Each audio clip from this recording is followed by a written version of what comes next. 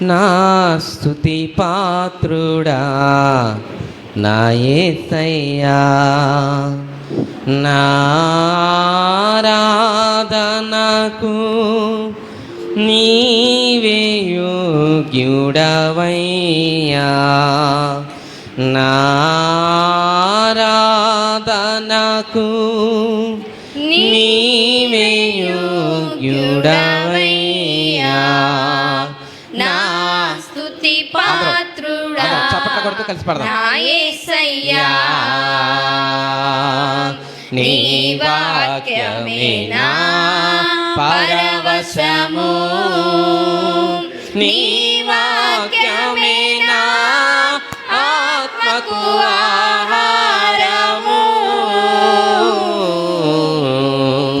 నీ వాక్యమే నా పరవశము, నీ వాక్యమే నా ఆత్మకు ఆహారము, నీ వాక్యమే నా పాదములకు దీపము, నీ వాక్యమే నా పాదములకు దీపము, నీ వాక్యమే నా పాదములకు దీపము, నా స్తుతి పాత్రుడా నా యేసయ్యా, నా ఆరాధనకు నీవే యోగ్యుడవయ్యా, నా ఆరాధనకు నీవే యోగ్యుడవయ్యా, నా స్తుతి పాత్రుడా నా యేసయ్యా, నీ కృపయే నా ఆశ్రయము, నీ కృపయే నా ఆత్మకు అభిషేకము,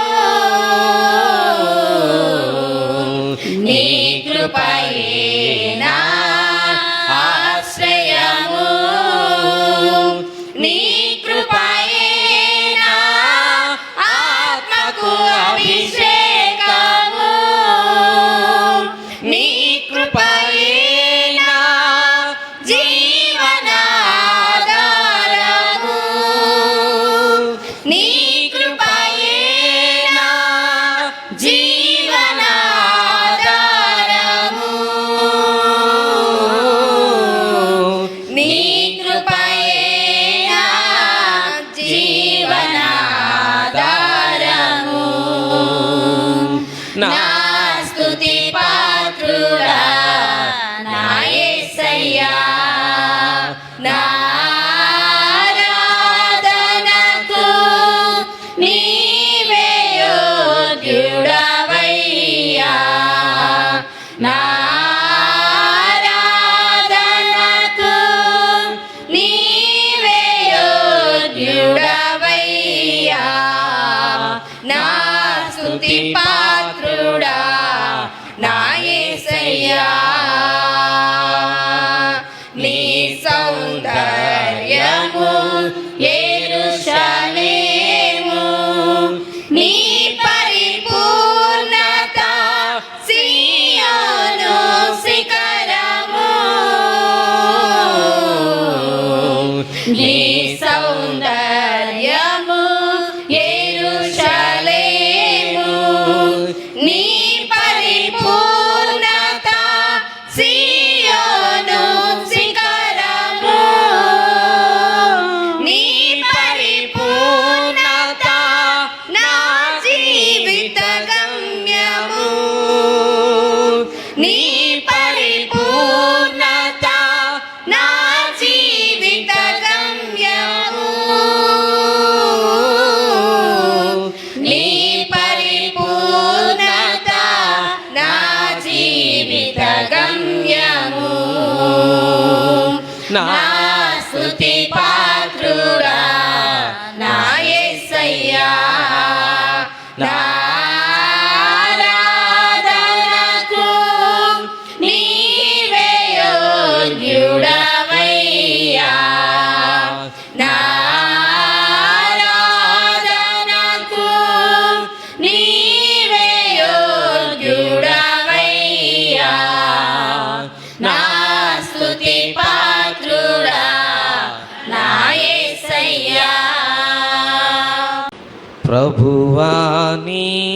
నీలో జీవించుట ప్రభువా నీలో జీవించుట కృపా బాహుల్యమే నాయడా కృపా బాహుల్యమే కృపా బాహుల్యమే నాయడా కృపా బాహుల్యమే ప్రభువా నీలో జీవించుట ప్రభువా నీలో జీవించుట సంగీతములాయే పెను తుఫానులన్నీయు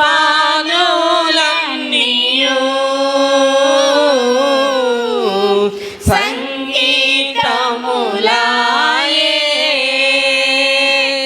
పెను తుఫానులన్నీయు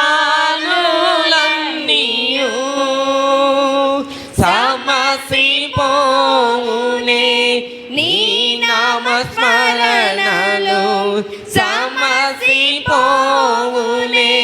నీ నామస్మరణలో సంతసముందే నామది ఎంతో సంతసముందే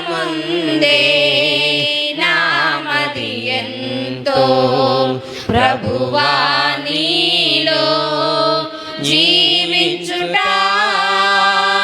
ప్రభువా నీలో జీవించుట పాప నియమమును బహు దూరముగా చేసి పాప నియమమును బహు దూరముగా చేసి పావనాత్మతో పరిపూర్ణమైన పావనాత్మతో పరిపూర్ణమైన పాద పద్మము హత్తుకొనేదను పాద పద్మము హత్తుకొనేదను ప్రభువా నీలో జీవించుట ప్రభువా నీలో జీవించుట. ఈ సాయంకాల వేళ ధ్యానం కొరకై పరిశుద్ధ గ్రంథం నుంచి దయతో చూడండి. అపోస్తుల కార్యములు క్రొత్త నిబంధన భాగములో అపోస్తుల కార్యం నుంచి ఒక లేఖన భాగాన్ని మనం చూద్దామండి.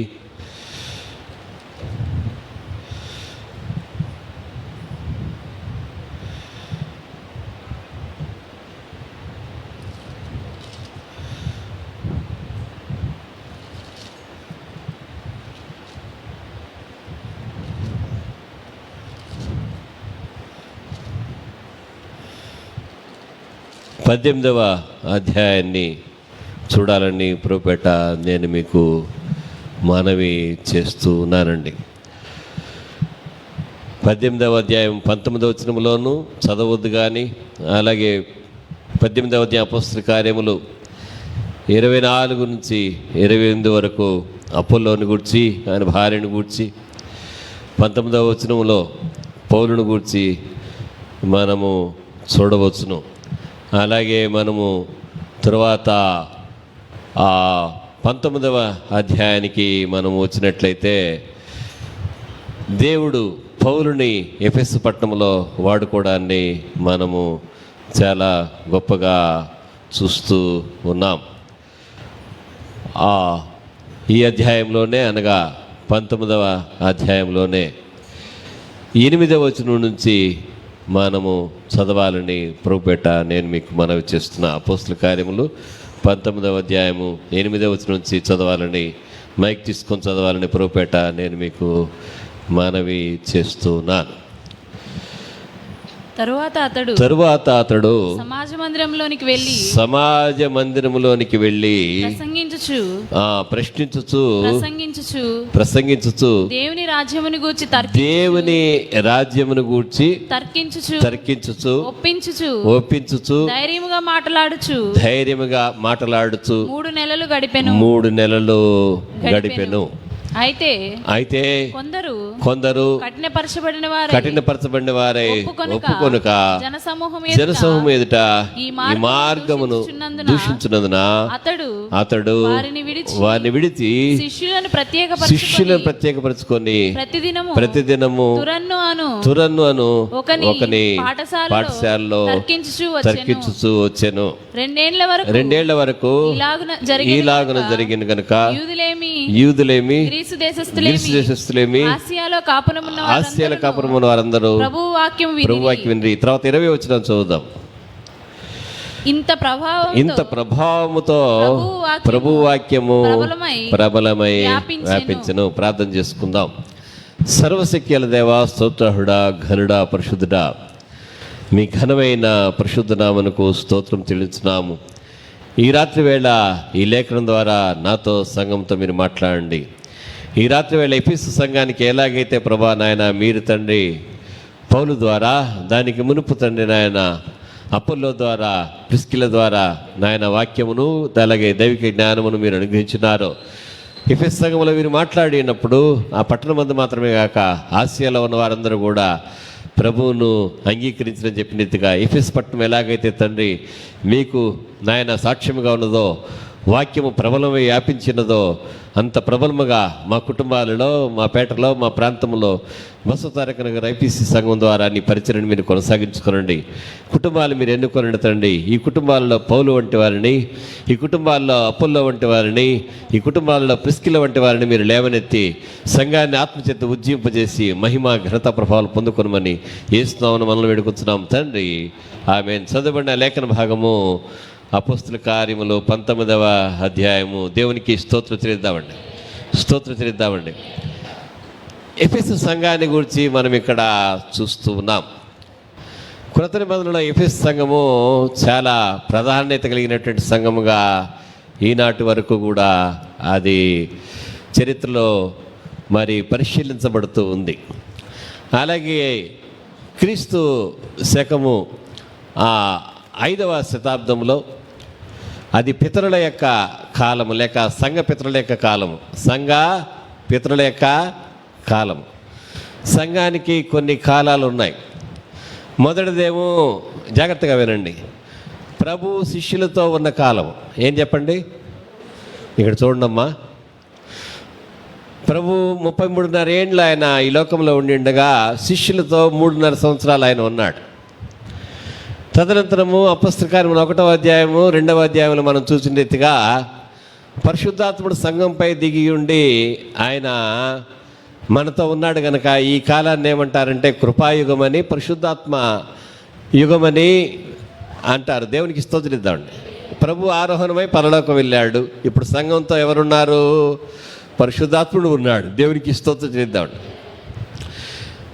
ప్రభు ఆరోహణమైన తర్వాత అపోస్తలుల కాలమని ఆదిమ సంఘాన్ని గూర్చినటువంటి కాలాన్ని గురించి చెప్తారు. ఏ కాలము? అపోస్తలుల కాలం. ప్రభు ఆరోహణమయ్యాడు, దేవుని యొద్దకు ఆయన వెళ్ళి ఉన్నాడు. లూకాసు వార్త 24వ అధ్యాయం చివరి వచనాల్లోనూ, అపొస్తలుల కార్యములు 1వ అధ్యాయము 1 నుంచి 11 వరకు ఉన్న వచనాల్లోనూ ప్రభు ఆరోహణమైనటువంటి సంగతిని గురించి మనము చూడవచ్చును. దేవునికి స్తోత్రం ఇద్దాడు. ఆరోహణమై ఆయన ఎక్కడికి వెళ్ళి ఉన్నాడు? పరలోకమునికి వెళ్ళి ఉన్నాడు. పరలోకంలో ప్రభువైన యేసుక్రీస్తు ఆరోహణమై ఎక్కడ ఆయన ఉన్నాడు? తండ్రి అయిన దేవుని కుడిపార్శ్వమున ఆయన ఆసీనుడై ఉన్నాడు. దేవునికి స్తోత్రం ఇద్దాడు. అక్కడ ఆయన ఏం చేస్తున్నాడంటే, నాకు బాగా ఇష్టమైనటువంటి రోమపత్రిక 8వ అధ్యాయంలోంచి నేను మీకు చెప్తూ ఉంటా, మన కొరకై ఆయన మానక విజ్ఞాపనము చేయించున్నాడు. దేవునికి స్తోత్రం ఇద్దాడు. ఆయన ఆరోహణమయ్యాడు, కానీ ఆయన వాగ్దానం సంఘముతో ఉంది. అదేమనగా పరిశుద్ధాత్మ నింపుదలను గూర్చినటువంటి వాగ్దానము. దేవునికి స్తోత్రం చేద్దాం.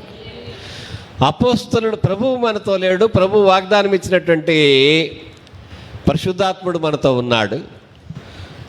ప్రభువుని మనము ధరించుకునే వారముగా బాప్తిస్మం ద్వారా మనమే మెట్టుకు ప్రభువుకు మాదిరిగా లోకానికి మనం కనిపిస్తూ ఉన్నాం. దేవునికి స్తోత్రం. ఇప్పుడు ఇంటి యజమాని ఊరెళ్ళాడు అనుకుందాము, పని ఎంప్లాయీస్కో లేదంటే పొరుగు వాళ్ళకో ఒక 10,000 అని భార్యకి చెప్తాడు. ఎవరిస్తారు యజమాని స్థానంలో? ఇంటి యజమానురాలు ఆ ధనాన్ని ఇస్తుంది. అలాగే ఆయన దేవుని కార్యాలను ప్రభువు పక్షంగా సంఘము ఈ దినాన ఆత్మపూర్ణులై చేయవలసింది. నమ్మి దేవుని స్తోత్రిస్తాడు. అలాగే అపోస్తలుల కాలం గతించిపోయింది, కానీ మన దగ్గర ఏముందంటే అపోస్తలుల కాలం 2వ అధ్యాయం 42లో ఉన్న దాని ప్రకారము అపోస్తలుల బోధలో నిలిచి ఉండినదిగా సంఘం ఉంది. దేవునికి స్తోత్రిస్తాం. ఎలా ఉంది? అపోస్తలుల బోధలందు నిలిచి ఉండినదిగా సంఘం ఉంది. ఈ రాత్రి 2 విషయాలను నేను మీకు ఎఫెసు సంఘాన్ని గురించి నేను మీతో మాట్లాడాలనే ఉద్దేశాన్ని నేను కలిగి ఉన్నాను. ప్రభువైన యేసుక్రీస్తు ఈ లోకం నుంచి ఆరోహణైన తర్వాత దాదాపు 20 ఏండ్లకు అపోస్తలుడైన పౌలు ఎఫెసు పట్టణంలో ఆయన సంఘమును స్థాపించి ఉన్నాడు. దేవునికి స్తోత్రం. ఎఫెసు పట్టణంలో సంఘమును స్థాపించిన వాడెవరో? అపోస్తలుడైన పౌలు. సెకండ్ మిషనరీ జర్నీలో దానిని ఆయన ఎఫెసు సంఘాన్ని ఆయన స్థాపించి ఉన్నాడు. ఈ సంఘమునకు ఉన్న పేరుకు ఉన్న అర్థం ఏంటంటే కోరదగినది. చెప్పండి, కోరదగినది. వెండి బంగారముల కంటే కూడా దేవుని వాక్యము కోరదగినది. భక్తిహీనుల గుడారములో ఉండుట కంటే కూడా నా దేవుని మందిర ద్వారముల ఉండుట నాకు ఎంతో ఇష్టము. దేవునికి స్తోత్రం. కోరదగినవి ఏమున్నాయి? ఏమండి, కోరదగినవి ఏమున్నాయి? ఒకసారి ఆలోచన చేయండి. ఒక తల్లి ఒక కోరిక కోరుద్ది. ఆమె పేరేంటంటే సలోమి. ఆమె జబదయి అనేటటువంటి యూదుని యొక్క భార్య. ఆమె కూడా యూదురాలే. ఆమె ప్రభువైన యేసుక్రీస్తును సమీపించి ఒక కోరికను ఆమె కోరుద్ది. ఏమనంటే, ప్రభువా, నా కుమారుడైనటువంటి యాకోబు యోహానులు ఇరువురు కూడా నీ కుడి వైపున ఒకడు ఎడమ వైపున ఒకడు కూర్చున్నట్లుగా వారికి నీవు సెలవిమ్మని ఆయనను కోరుద్ది. దేవుని స్తోత్రం. కోరుట. జ్ఞానము వెండి బంగారముల కంటే కూడా వెలగల ముత్యముల కంటే కూడా కోరదగినది అనేటటువంటి సామెత గ్రంథం యొక్క బోధ ఉన్నది. దేవునికి స్తోత్రం. నా జీవితకాలమంతయు నా దేవుని మందిర ఆవరణములో నేను నివసింప కోరుచున్నాను. దేవునికి స్తోత్రిద్దాం. పౌలు భలే చక్కగా తన కోరికను, అంటే ఎఫెసు అంటే కోరదగినది. కోరదగినవి ఏమున్నాయి అన్నాడు. చూద్దాం. పౌలు అంటాడు, నేను వెడలిపోయి క్రీస్తుతో కూడా ఉండవలనని మిగుల అపేక్షించుచున్నాను. బైబిల్ భాష అందరికీ కూడా రావాలి. కోరికలో అపేక్ష అనేటటువంటిది గాఢమైనటువంటి నిరీక్షించేటటువంటి కోరిక అన్నమాట. దానికోసమే ఆయన ఎదురు చూస్తూ ఉన్నాడు. దేవునికి స్తోత్రం. కోరుట. పేతురు అంటాడు తన పత్రికలో మాట్లాడుతూ, ప్రకృతి అంతా కూడా దేవుని కుమారుల యొక్క విమోచన కొరకు, అంటే యేసుక్రీస్తు యొక్క 2వ రాకడ కొరకు మిగుల ఆసక్తితో ఎదురు చూస్తూ మూలుగుతూ ఉందంట. కొన్నిసార్లు అంటుంటాము, ఈ భూమి పాపాన్ని భరించలేకపోతుంది, మానవుల మధ్య పాపం ఎక్కువైపోయిందని మనం చెప్తాం కదా. మూలుగులు. దేవునికి స్తోత్రిద్దాం. కయీను హేబేలుని చంపేశాడు. ఆయనకి అది వీరోచితమైన చర్య అనుకున్నాడు, కానీ దేవుడు అన్నాడు రక్తం మొరబెడుతుంది అన్నాడు. దేవునికి స్తోత్రిద్దాం. సృష్టి యావత్తు కూడా దేవుని నమ్మిన బిడ్డల యొక్క విడుదల కొరకు అది ఆసక్తితో ఎదురు చూస్తూ అది మిగుల వేదనతో మూలుగుతూ ఉందని పేతురు మాట్లాడతాడు. ఈ రాత్రి మన కోరిక ఏమిటి ఒకసారి ఆలోచన చేయండి. అవును, నయమాన్ ఇంట్లో నయమానికి బాగల. నయమాన్ యొక్క పనికత్తే ఏమని అంటదంటే, ఒక కోరిక కోరుకుంటుంది. ఎందుకని? యజమానికి బాగలేదు కనుక. ఏమని? నా యజమానుడు ఏమండి ప్రవక్త దగ్గర ఉండవాలని నేను కోరుచున్నాను. దేవునికి స్తోత్రిద్దాం. ఎందుకని ఆయన స్వస్థతనామ కోరుకుంటూ ఉంది. ఆయన స్వస్థతనామే. నీకు ఉద్దేశం ఉంటే కోరిక పుట్టుద్ది. దేవునికి స్తోత్రిద్దామండి. మా తరానికి మీ తరానికి ఉన్నటువంటి తేడా ఏంటంటే, మేము ఆకలితో భోజనం చేశాము, మీకు ఆకలి లేదు, అలవాటుగా భోజనం చేస్తున్నారు. మీ పిల్లలకి మీ తరానికి ఉన్నటువంటి తేడా ఏంటంటే, మీ పిల్లలు అడిగి ఇష్టమైనవి ఉంటేనే భోజనం చేస్తారు, లేకపోతే వాళ్ళు ఇష్టంగా తినరు. కోరిక లేదనమాట తినాలని. అప్పుడు ఆకలి రుచి వేరు, భోజనం రుచి వేరు, ఆకలి రుచి వేరు. ఆకలితో ఎంతమంది భోజనం చేశారమ్మా? అవును, ఆ రోజులు భలే తృప్తిగా ఉండేది. తినడం కాదు కానీ అమ్మ తిందా, అమ్మకుందా అన్నము, అన్నయ్య వస్తాడు అన్నయ్యకుందా అన్నము. ఈ రోజులు ఏమి కూడా లేవు. ఒకసారి ఆలోచన చేయండి. పాస్టర్ గారు కూడా ఒక మాట చెప్తాడు, ఏమనంటే బల్ల అయిపోయిన తర్వాత, ఇదిగో బాప్తిస్తప్పుడు ఏమంటా అంటే, ఇవిగో నీళ్ళు, ఎవరైనా కానీ రక్షణ పొందాలంటే నీళ్లు విస్తారంగా ఉన్నాయి రండి అంటాడు. బల్ల అయిపోయిన తర్వాత ఏమంటారంటే, పాస్టర్ గారు అంటే మనకు సమయం లేదు కాబట్టి మీరు ఇన్నని మేము చెప్పట్లేదు. ఇప్పుడు ఇవిగో బల్ల మీద ఇంకా కూడా ఆయన శరీరంకు సాదృశ్యమైనటువంటి రొట్టెయు, ఆయన రక్తము మన కొరకు చింది రక్తమునకు సాదృశ్యమైనటువంటి ద్రాక్షరసమును మిగిలి ఉన్నది, దీనిలో పాలు పొందడానికి మీరు రండి అని ఆహ్వానిస్తాము. అది పాస్టర్ గారి యొక్క కోరిక. అంటే యేసుక్రీస్తు యొక్క దేహంలో మీరు పాలు కలిగిన వారిగా ఉండాలనేది సంఘము యొక్క కోరిక. దేవునికి స్తోత్రం. ఎఫెసు అనగా అపేక్షించదగినది. దేవునికి స్తోత్రం చేద్దాం. ఏం చెప్పండి? కోరదగినది. ఎఫెసు పట్టణాన్ని, అది గ్రీకుల యొక్క బహు ప్రసిద్ధి చెందినటువంటి పట్టణం.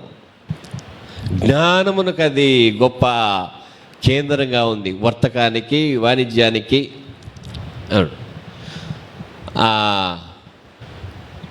ఇది వరకు దాదాపు ఒక 25 ఏళ్ల క్రితం, 27-28 ఏళ్ల క్రితం, లేడీ డయానా అని బ్రిటన్ రాజవంశంలో ఒక ప్రిన్సెస్ ఉండేది. ఆమె పేరు డయానా.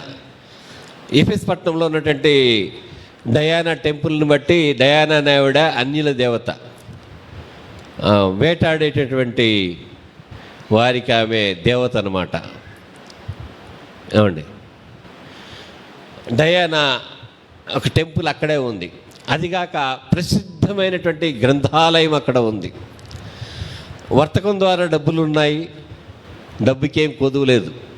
ఎవరు డబ్బు సంపాదించాలని కోరుకున్నా కానీ ఎఫెస్కి వెళ్ళిపోతారు, వర్తకం చేస్తారు. దేవునికి స్తోత్రం.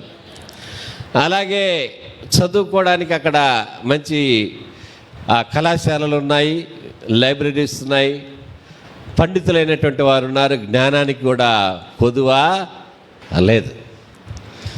కానీ ఇన్ని కోరికలు వాళ్ళకి తీరుతున్నా కానీ దేవుడు ఏం చేశాడంటే పౌలుని అక్కడికి పంపాడు.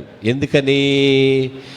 దేవుని వాక్యమును అక్కడ విత్తాలనేది, పౌలు ద్వారా విత్తాలనేది దేవుని యొక్క అనాది సంకల్పమైంది. నమ్మి దేవునికి స్తోత్రం చేద్దామండి.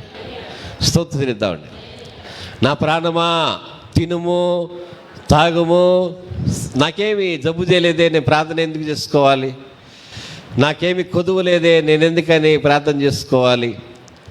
నాకేమీ గుడికి వెళ్ళాలని లేదే, నేను ఎందుకని బాప్తిసం పొందాలి? ఇలాంటివి మనకి ప్రశ్నలు వస్తూ ఉంటాయి. ఈ మధ్య కాలంలో గత 20 ఏళ్ళుగా అలవాటైనటువంటి ఒక బలహీనమైనటువంటి, ఒక దుర్బలమైనటువంటి ఒక ఉద్దేశం ఏంటంటే, క్రైస్తవుల్లో స్వస్థత కోసం ప్రార్థనలు అనేటువంటి దురుద్దేశాన్ని చాలామంది కలిగించారు. స్వస్థత కోసం, ఏదన్నా వచ్చి పడడం కోసం కాదు. దేవుని రాజ్యంలో పాలివారం అవ్వడానికి, దేవుని మహిమని కలిగి ఉండడానికి, దేవుని రక్షణ పొందడానికి, దేవుని రాజ్య వారసులం అవడానికి మనము సంఘానికి మనం రావాల్సింది. దేవుని స్తోత్రం. వాక్యము నీకు ఎందుకని విత్తబడుతూ ఉంది? ఒకసారి ఆలోచన చేయండి. ఏమండి, యేసుక్రీస్తు అంటాడు వాక్యం విత్తబడింది, విత్తబడ్డాకు ఉన్నటువంటి ప్రతిఫలం ఏంటంటే, ఏమండి,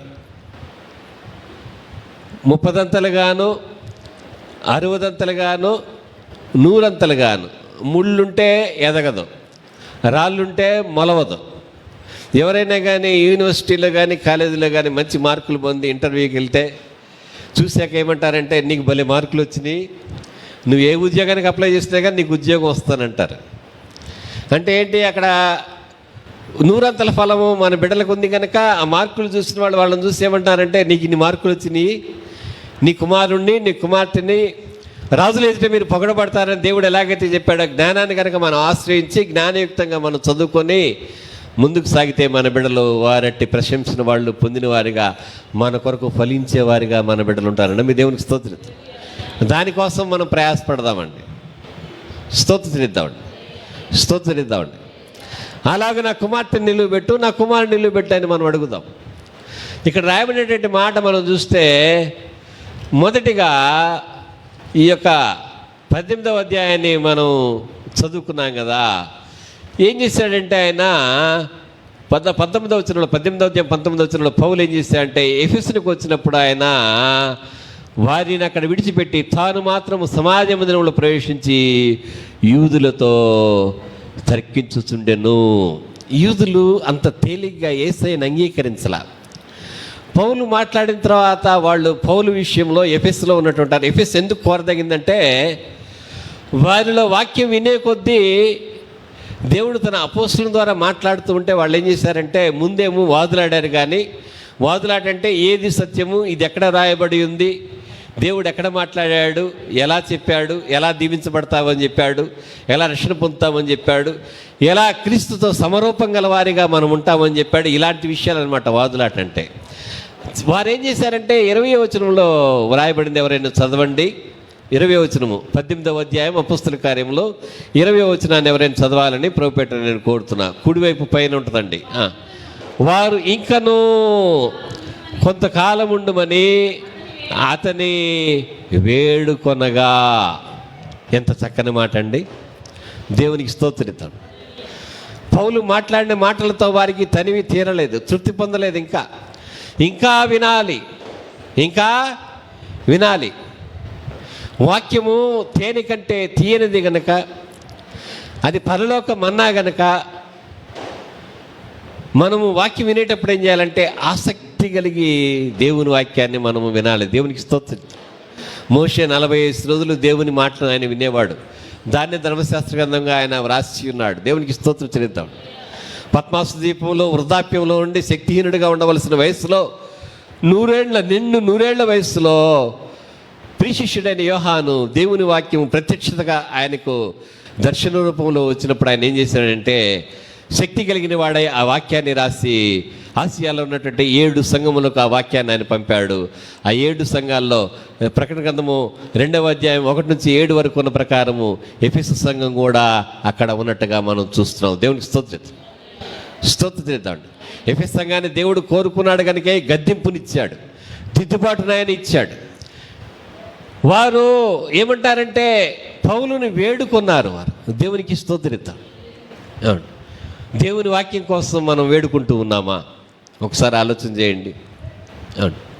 దేవుడు అంటాడు మనం వేడుకుంటేనంట వారు వేడుకొనక మునిపే నేను వారి మనవిని నేను ఆలకింతును అంటాడు దేవుడు. దేవునికి స్తోత్రిద్దాం.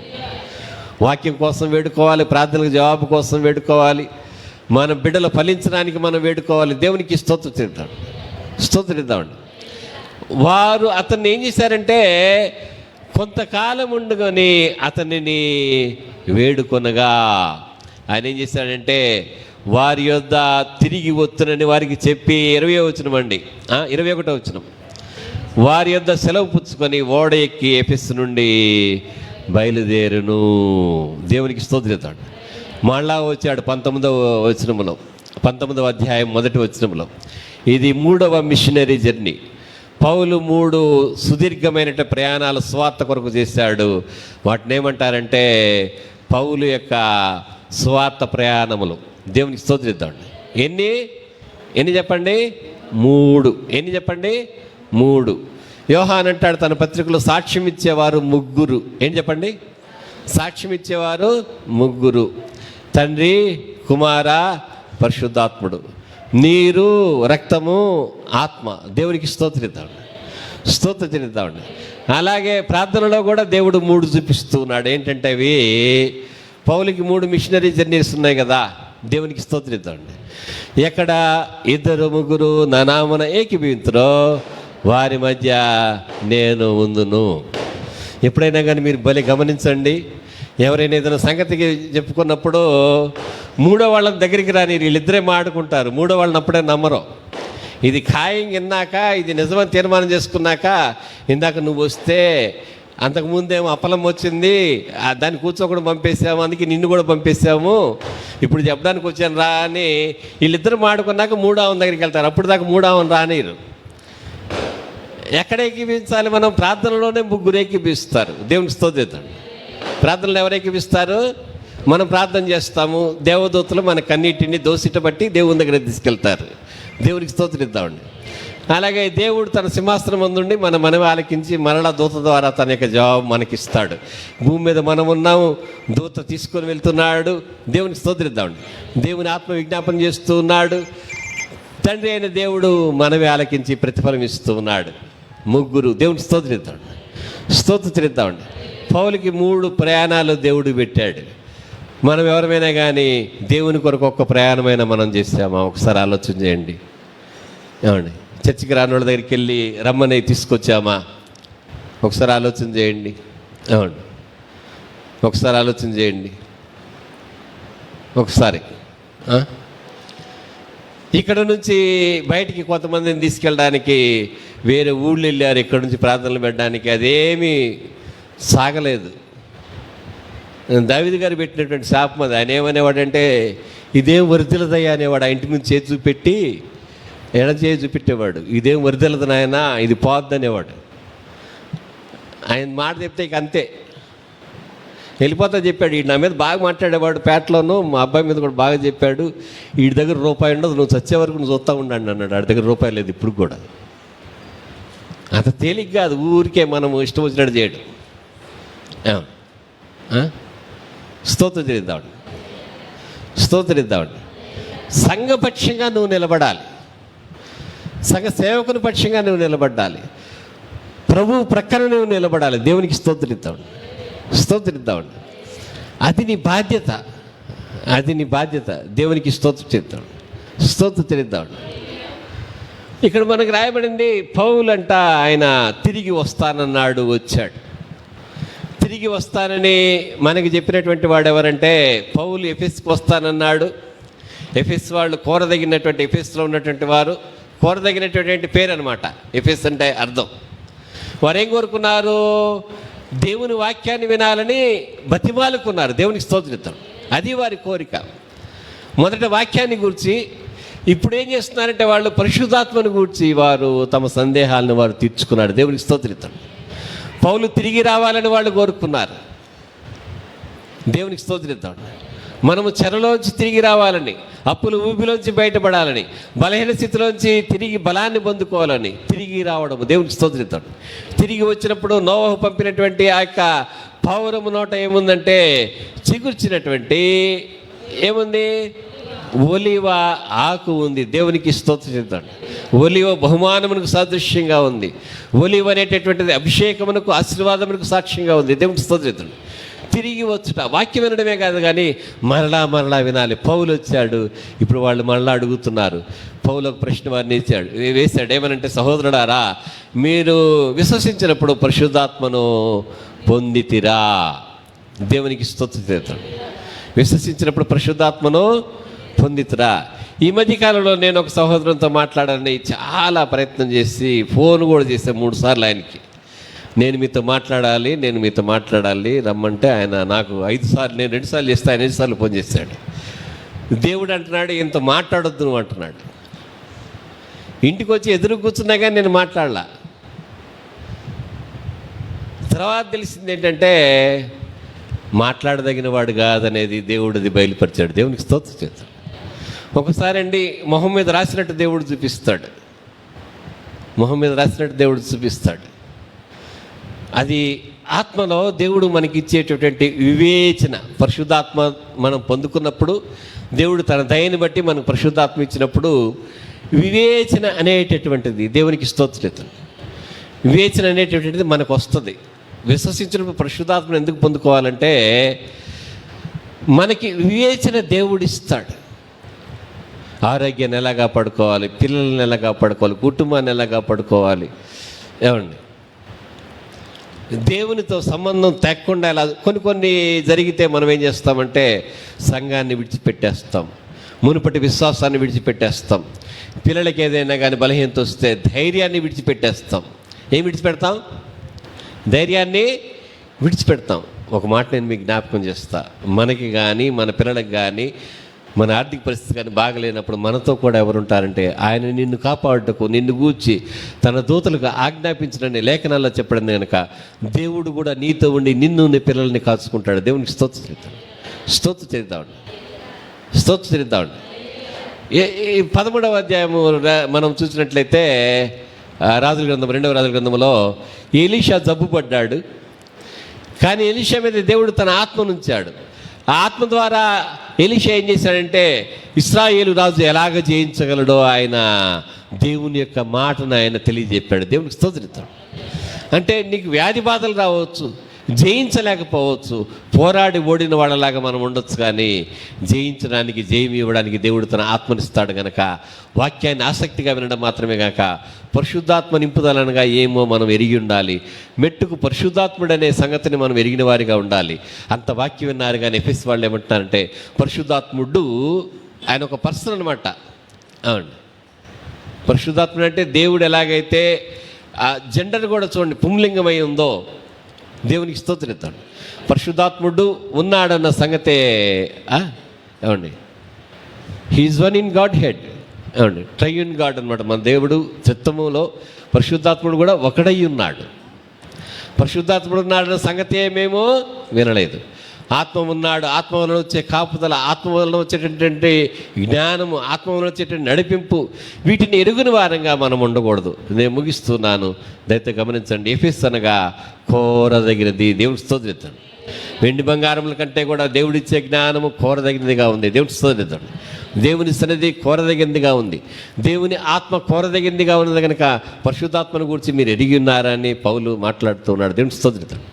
కోరదగినదిగా ఉన్నటువంటి ఆ పట్టణంలో వ్యాపారము, ఆర్థిక సంపాదన అన్నీ ఉన్నాయి. కానీ వారు ఏం కావాలని కోరుకున్నారు?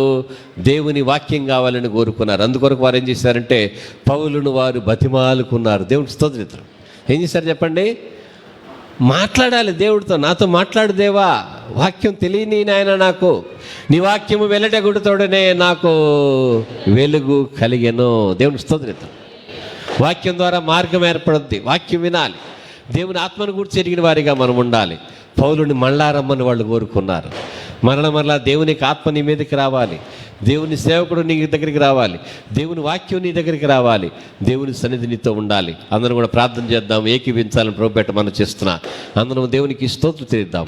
హల్లెలూయా, హల్లెలూయా. ఎవరు మౌనంగా ఉండవద్దండి, అందరం ఏకీవిద్దాం, స్తోత్రం చేద్దాం. హల్లెలూయా, హల్లెలూయా, హల్లెలూయా, హల్లెలూయా, హల్లెలూయా. స్తోత్రం చేద్దాం, స్తోత్రం చేద్దాం. హల్లెలూయా, హల్లెలూయా. స్తోత్రం, స్తోత్రం, స్తోత్రం, స్తోత్రం, స్తోత్రం, స్తోత్రం. హల్లెలూయా, హల్లెలూయా, హల్లెలూయా, హల్లెలూయా, హల్లెలూయా, హల్లెలూయా. ఆనంద తైలాభిషేకము నీము ఆత్మస్వరూపుడా, నాకు ఆనంద తైలాభిషేకము నీము ఆత్మస్వరూపుడా, ఆత్మస్వరూపుడా.